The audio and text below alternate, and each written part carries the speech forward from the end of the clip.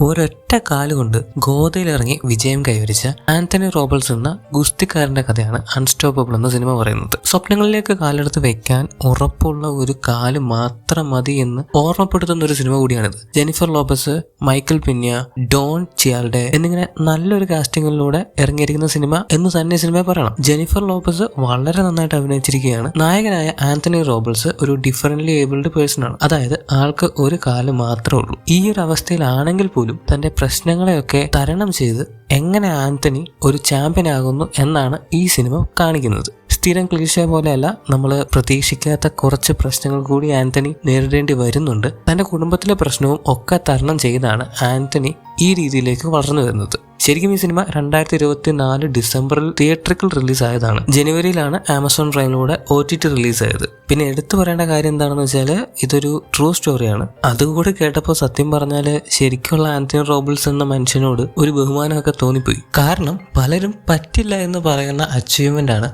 പുള്ളി ചെയ്തു വെച്ചിരിക്കുന്നത്. ഇനി സിനിമയിലേക്ക് വന്നാൽ നല്ല സ്ക്രീൻ പ്ലേ ആണ്. എവിടെയും നമുക്കൊരു ലാഗ് ഒന്നും അടിക്കില്ല. മീഡിയം പേസിലാണ് സിനിമ മുന്നോട്ട് പോകുന്നതെങ്കിലും എവിടെയും നമ്മളെ മടുപ്പിക്കുന്ന ഒരു സീനോ ഒരു സിറ്റുവേഷനോ ഒന്നും തന്നെ കാണുന്നില്ല. പ്രത്യേകിച്ച് ആന്റണി പഠിക്കുമ്പോൾ ഓരോ വർഷം കടന്നു പോകുന്ന ട്രാൻസിഷൻസ് ഒക്കെ വളരെ നല്ലതാണ്. ഒത്തിരി കാര്യങ്ങൾ ചെറിയ ചെറിയ ഡീറ്റെയിൽസിലൂടെ പറഞ്ഞു പോകുന്നുണ്ട്. അതായത് ജെനിഫർ ലോപ്പസ് തന്റെ ഭർത്താവിൽ നിന്നും അനുഭവിക്കുന്ന പ്രശ്നങ്ങളൊക്കെ ചെറിയ മുറിപ്പാടുകളിലൂടെ പ്രേക്ഷകരിലേക്ക് എത്തിക്കാൻ ഇവർക്ക് സാധിക്കുന്നുണ്ട്.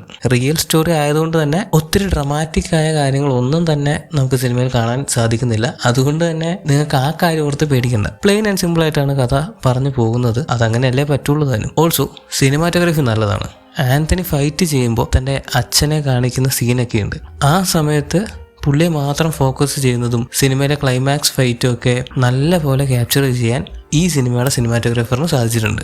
ഒരു സ്പോർട്സ് ഫാൻ ആണെങ്കിലും ഒരു മോട്ടിവേഷണൽ രീതിയിൽ എടുക്കാനാണെങ്കിൽ പോലും ഓവറോൾ ഇതൊരു നല്ല സിനിമയാണ്. സോ കണ്ടു നോക്കാം. ഈ വീഡിയോ നിങ്ങൾക്ക് ഇഷ്ടപ്പെട്ടിട്ടുണ്ടെങ്കിൽ ലൈക്ക് ചെയ്യുക, കമൻറ്റ് ചെയ്യുക, ഷെയർ ചെയ്യുക. കൂടാതെ ഇതുപോലുള്ള ആനിമ മൂവി സീരീസ് കോണ്ടന്റ്സിനെ ചാനൽ സബ്സ്ക്രൈബ് ചെയ്യുക. വേറൊരു വീഡിയോയിൽ വീണ്ടും കാണുന്നവരേക്കും it's me Pinch Watcher signing of.